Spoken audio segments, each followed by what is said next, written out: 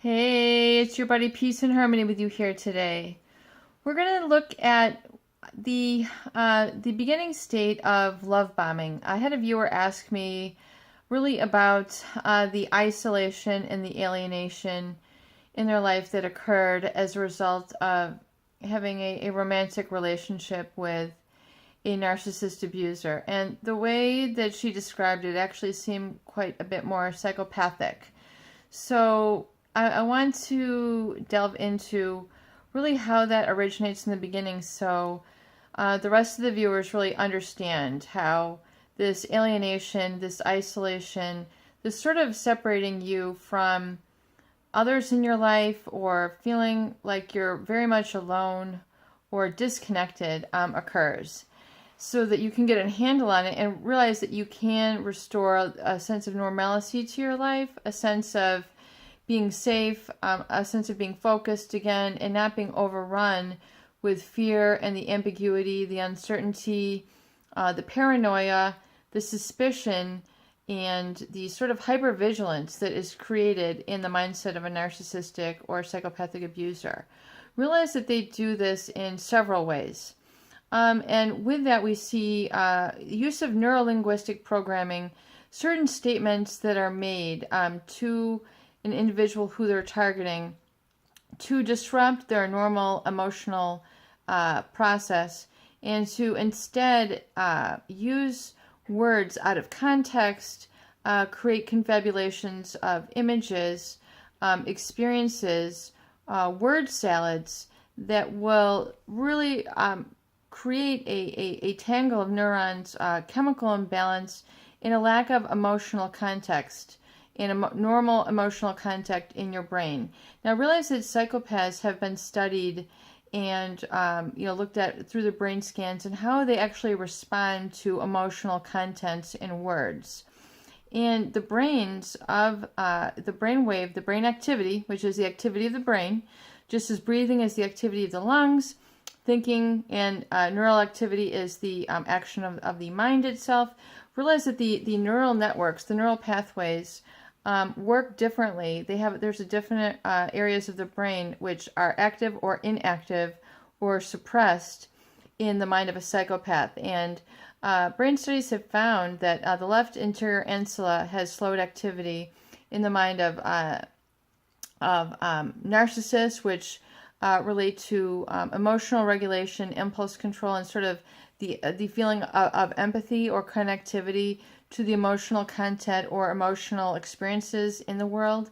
And likewise, the amygdala in the brain scans of psychopaths, also in the limbic brain, show the slowing of neural activity for emotional content, impulse control, moral regulation, things of that nature.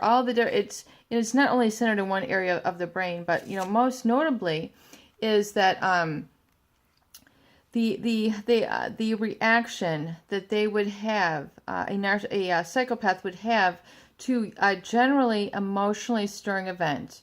For example, to see somebody shot, to see somebody raped, to see their pet dog murdered. Most people would lose it. They'd have an emotional gut reaction like, oh my God, and they'd freak out, they'd scream, they would do something to help that person who is being wounded, injured, shot, or raped.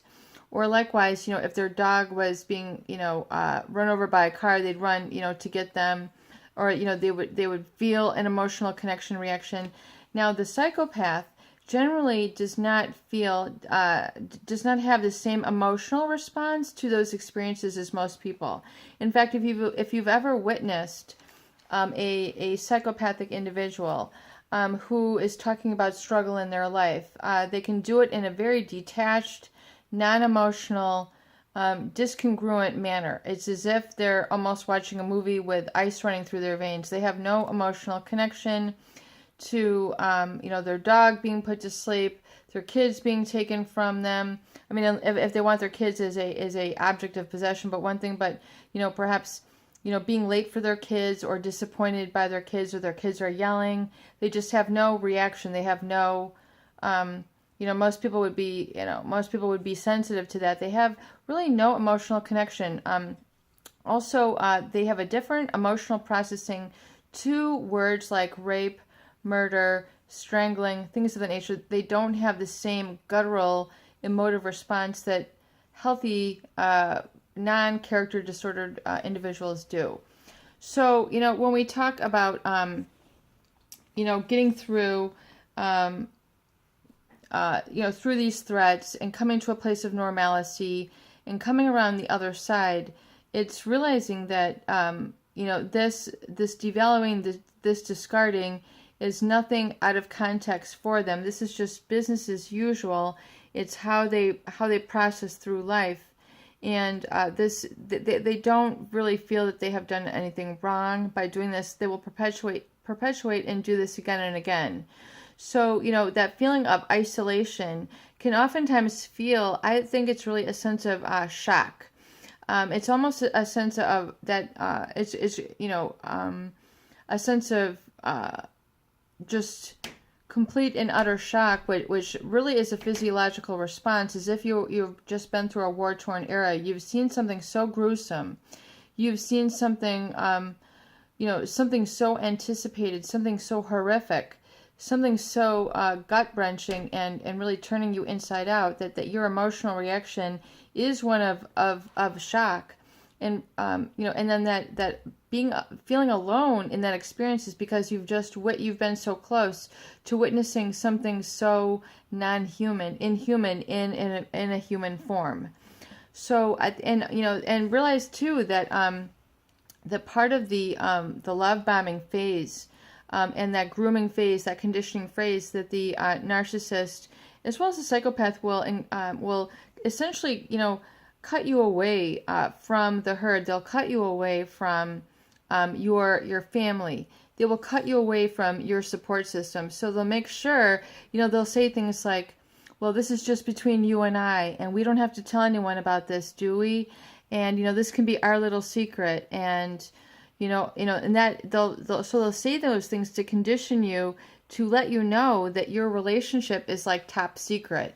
Your relationship is not to be shared with anyone. So in essence, when they tell you this in the beginning, it's to get you to shut down your communication about the relationship with anyone else in your life, and to really keep it locked down, to keep it, really buried underneath, and allow to gain a lot of negative emotion and a lot of negative controversy within yourself, because you've just made this commitment to keep this, between yourselves.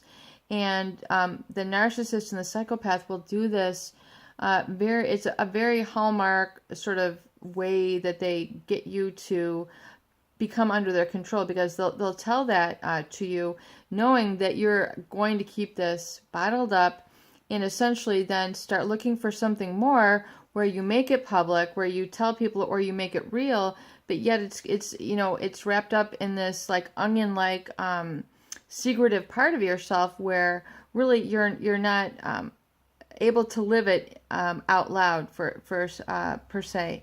So this, cutting you away from your support system, telling you to not talk about this to anybody, and then being very secretive, conditions you to,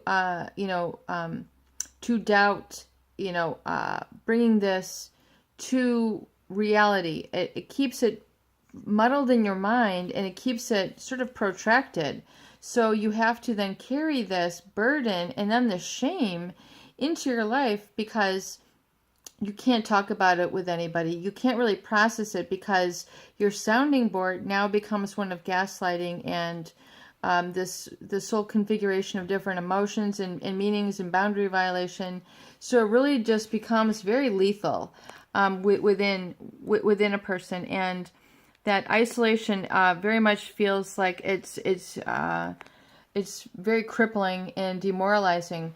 But really realize that the antidote, the salve to really working through it, is to bring it out in the open, to get it out on paper. I recommend journaling about it, longhand, 3 pages in the morning, to write out profusely what you've been through, what you're feeling, what you're experiencing, so you can get it out of your system, purge it out, begin to talk to people, blog with people, write about it, get it out of your system so it's no longer creating a toxic environment within you. You're able to release it, let it go, and then as you do that, you're going to emerge a stronger, wiser, and better person.